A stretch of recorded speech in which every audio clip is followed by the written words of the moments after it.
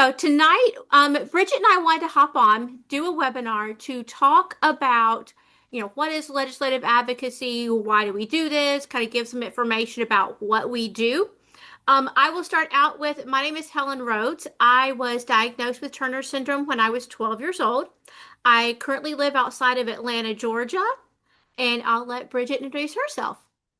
Hi, everybody. My name is Bridget Malone. I was diagnosed with Turner syndrome in about eighth grade, and I have been working with the Advocacy Committee for the past 3 years.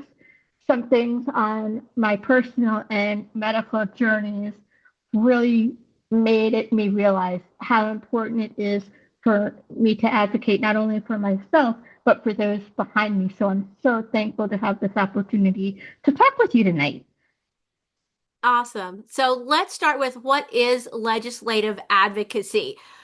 Basically, this can be working with government people, elected, appointed from, local, state, or federal representatives to promote, advocate for just acknowledging and making awareness of Turner syndrome. Primarily, what we've been working on over the last several months to a year is state advocacy, creating a bill, a proclamation, whatever the appropriate title is for whatever you can manage to work through. Basically, this can be either just acknowledging that, designating Turner Syndrome Awareness Month, day, etc., or talking with them about, hey, what are some things that the state legislature can do for patients with Turner syndrome across the state? What are things that they need support and help with? What are things that they need to be aware of in terms of the impact of legislation that's current, about to come up, just came through, etc.? Moving on to why legislative advocacy is so important to TSF. We all have our own personal stories since Turner syndrome is such a spectrum, and it does come with some significant challenges, either in the medical space, in education, employment. But the good news is we're aware of those things. So we can go ahead and make sure that the correct supports are in place. And that's where legislative advocacy comes into play. We make sure that those supports are on the state and federal levels. We make sure that our representatives are aware of our needs so that we can go ahead and work with the appropriate organizations, whether that is a school or a hospital, doctors.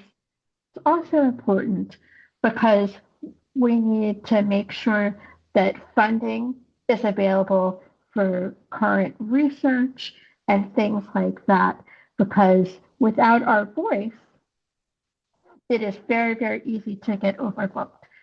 So, 1 in 2,500 female births, that's a lot of people. And if we stand together, we really can make a difference. And I'll let Helen touch upon some of the projects that we've been working on that you'll have the opportunity to go ahead and get involved with.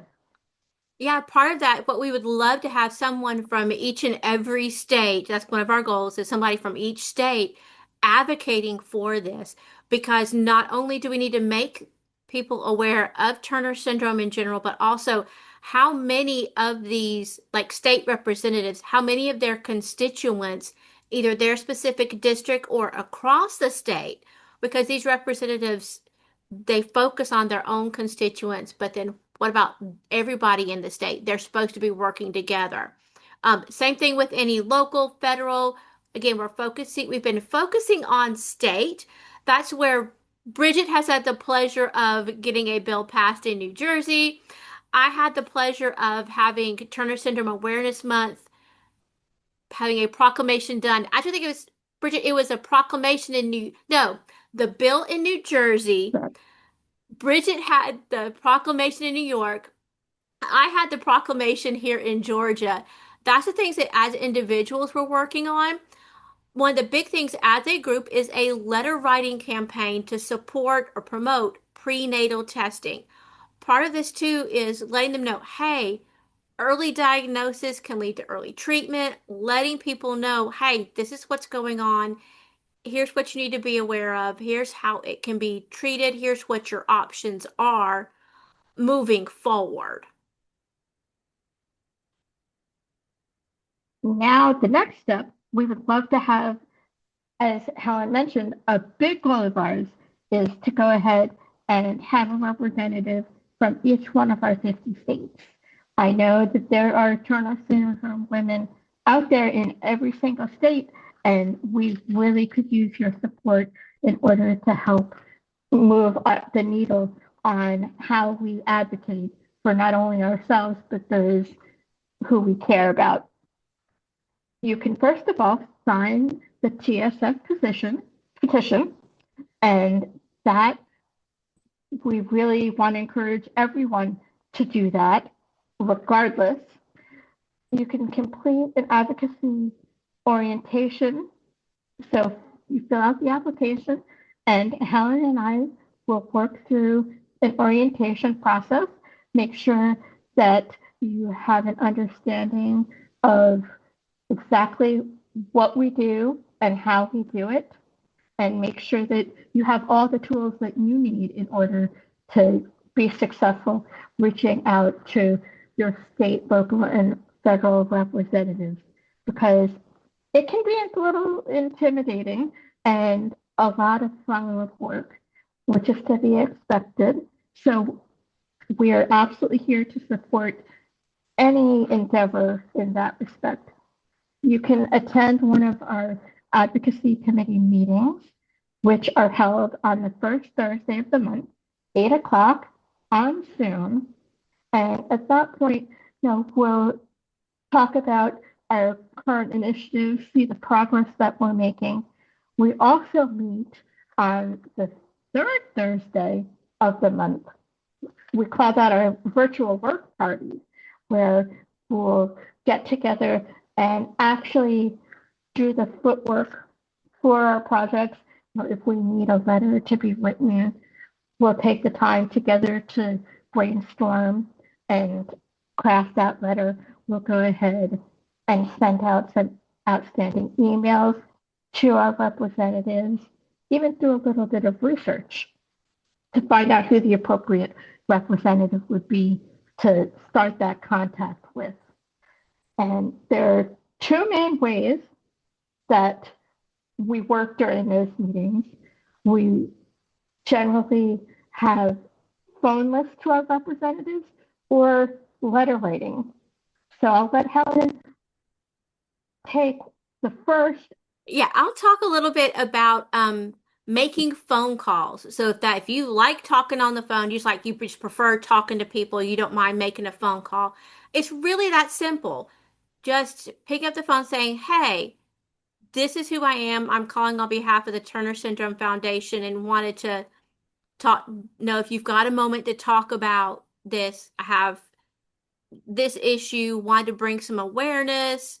One of the things that we can do is we can walk you through finding the phone numbers. That's the research Bridget was talking about. We can walk you through creating a script. We do have a packet that will have this information in it. Bridget and I have also crafted kind of one-page documents where we walk you through it. But we are both absolutely here to help you decide, okay, which of these do you want to do? Do you want to do both? Mhm. Walk you through the idea of I want to make the phone calls. I feel like, I like talking. I'm good at talking to people one on one. And Bridget, you were going to talk about letter writing. Our letter writing campaign, and I'll be honest, that was the most successful for me in getting a proclamation in New York State. I first went to my state government websites, found out who both my state senator and state assembly person in New York State, we had an assembly, who they were, and I wrote a letter explaining what Turner syndrome was, why it was important to me, and then kind of led with our ask, saying, because we do have the need to have an awareness in order to support things like the funding for research, like protecting our medical health care, protecting things in schools like IEPs that might be necessary, making sure that we have all of those supports. And then I concluded with my ask, which was I would like you to have a proclamation in New York declaring February Turner Syndrome Awareness Month. And I emailed that off to my representatives and assembly person. I heard back from them in about 2 weeks saying that they were very, very interested in helping me and went to Albany, presented it in front of the governor, which she signed that proclamation. So the letter writing is a little bit of research for email addresses or snail mail addresses, whichever you're most comfortable with and you think will be most effective, because sometimes it does take a little bit of each of those avenues. So you can start out with an email, follow it up with a phone call. We found that to be really successful. The most important part is just to keep a log of who you're talking to so that you can go back to the correct person. A lot of the representatives will have aides and things like that that will monitor their calendar, monitor their communication. So you want to make sure that you're speaking to someone who can actually get in contact with your representative and move the process forward. And what Bridget just said is where it may be that it takes both being making the phone calls and sending the emails, the balance of both. That's where if you're not comfortable with one, Bridget and I are more than happy to help. We would love to have more than one person representing each state. That way you're not working alone. Hopefully, if that's the case, one of you likes making phone calls, one of you likes writing letters. Tag team effort. Here to help too, to help you find we wrote down our pathway that we used for what we're doing. We're happy to walk you through it. We can send you that to get you all set up. Um, my email address is hrhoads at tsfusa.org. If you want to just drop me an email if you've got questions, you're more than welcome to. Bridget, if you want to give them your email address. I'd love to. It's B Malone, Malone, at tsfusa.org. I would love to hear from you. There are no other questions.